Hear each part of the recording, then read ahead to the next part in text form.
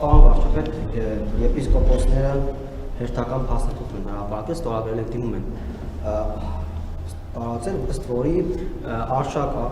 arczepiskopos-ի վերաբերյալ տեսանյութը ճիշտ է դուրս եկել ըստ փորձաքննության եւ ասում են Գարեգին Բ-ն առ ոչինչ է համարել իր իսկ կողմից տեսված հանձնախմբի ներկայացրած փորձաքննության արդյունքները,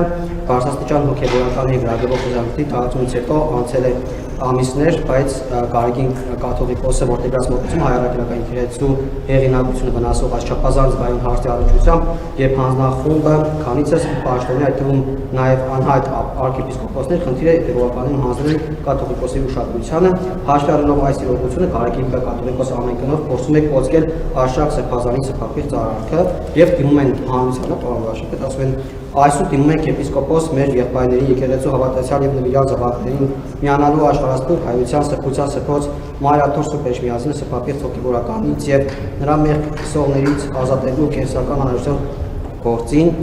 խստագույնս դատապարտելով Գարեգին Բ կաթողիկոսի թյուր ընթացքը։ Պարոն վարչապետ, ո՞րն է ձեր արձագանքը եպիսկոպոսների այս դիմումին, խնդրանքին ասեմ, հորդորին ասեմ, ձեր արձագանքը։ Նախ ասեմ, որ որպես Հայաստանյաց առաքելական Սուրբ եկեղեցու հետևորդ որդեական խոնարհությամբ եւ նախանձախնդրությամբ եմ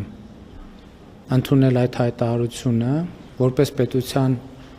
կառավարության ղեկավար վճռականությամբ եւ հաստատակամությամբ ողջունում եմ այդ հայտարարությունը, որովհետեւ կարծում եմ, որ այս հայտարարությունը նախ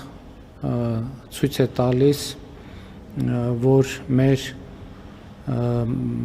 եկեղեցում կան հոգևորականներ, ովքեր նախանձախնդիր են եկեղեցու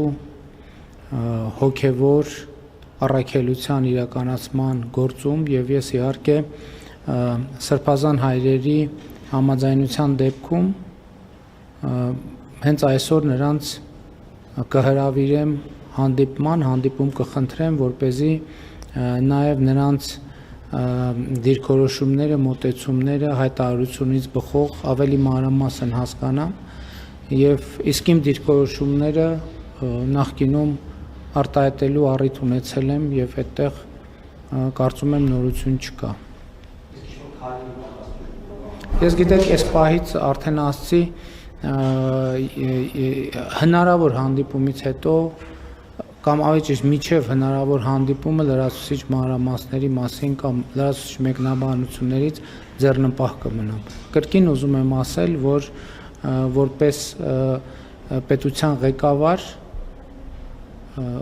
հաստատակամորեն եւ վճռականորեն ողջունում եմ այդ հայտարարությունը